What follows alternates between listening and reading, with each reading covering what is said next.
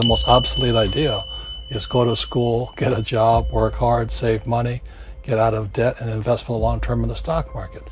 See, why would you save money when they're printing trillions of dollars? The gap between the 1% and 99% is massive. You see, it's not just money. You have to step back and look at the bigger picture. So what do you do? In every one of us is a poor person. There's still a poor person inside me. There's also a middle class person, and the middle class person wants security. They want that steady paycheck. And there's a rich person. And they're all inside of us, except that it's not taught. You're taught to go to school, get a job, and get a paycheck. You're not taught to how to get rich. If you read Rich Dad, Poor Dad, my rich dad refused to pay me. He said the paycheck was one of the most damaging things you could take in your life. He says the moment you take a paycheck, you're an employee, and that's the mindset.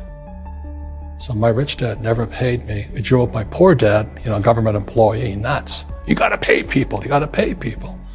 And Rich Dad was not saying that the paycheck was bad. He says you didn't want to be a slave to money. So as an entrepreneur, if Rich Dad folded, I just started another company. I don't need a paycheck. I don't need anybody to take care of me. If my government doesn't like me, I move to another country because they need entrepreneurs there. So the entrepreneur is not so much the business. The entrepreneur is really the mindset and the skill sets and the different set of rules. You see, I don't operate, small business does not operate in the same rules as big business. Entrepreneur is a mindset first, a skill set, and rules. And depending upon whether you're an employee or a small business, the rules are different. The mindsets are different, the skill sets are different. If you could say one thing to somebody who's never been an entrepreneur and they're thinking about making the leap of faith into becoming an entrepreneur, what could you tell them? Well, I'll just tell them the same thing that happened to me. My last paycheck, I still remember it clearly.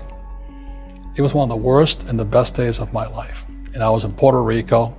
I was working for Xerox, and my boss gave me my last, it wasn't a paycheck, it was a bonus check. I think it was about $30,000 taxable. It's the only problem with that. So I got this check and I went, holy mackerel.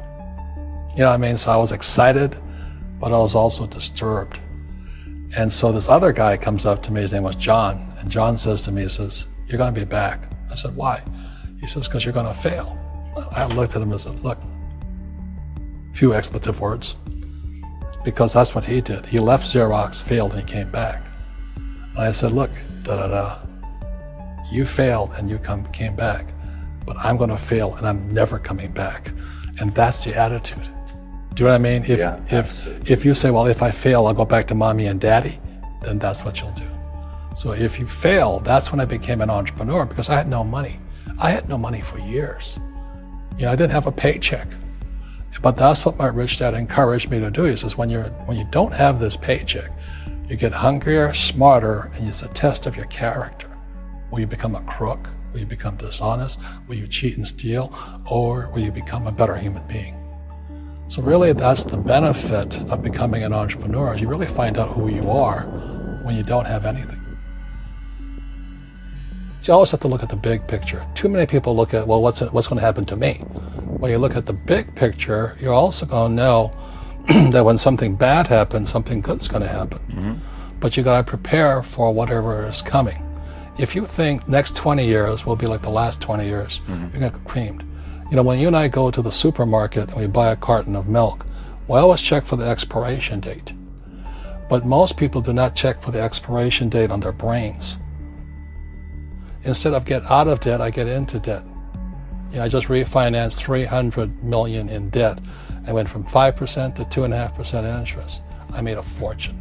Every month, more money comes in because my cost of money has gone down.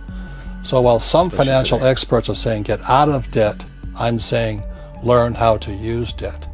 See, when I came back from in Vietnam in January of '73, the first thing my rich dad said to me was go to school to learn how to invest in real estate. It wasn't real estate, it was how to use debt and taxes. Debt and taxes make the rich richer. Debt and taxes make the poor, the middle class, poor. So all the rich guys who are doctors and lawyers or, those guys, they're getting creamed. And they don't know why. Doctors are getting creamed. Oh yeah, they're making more money, but the take home is less. Sure.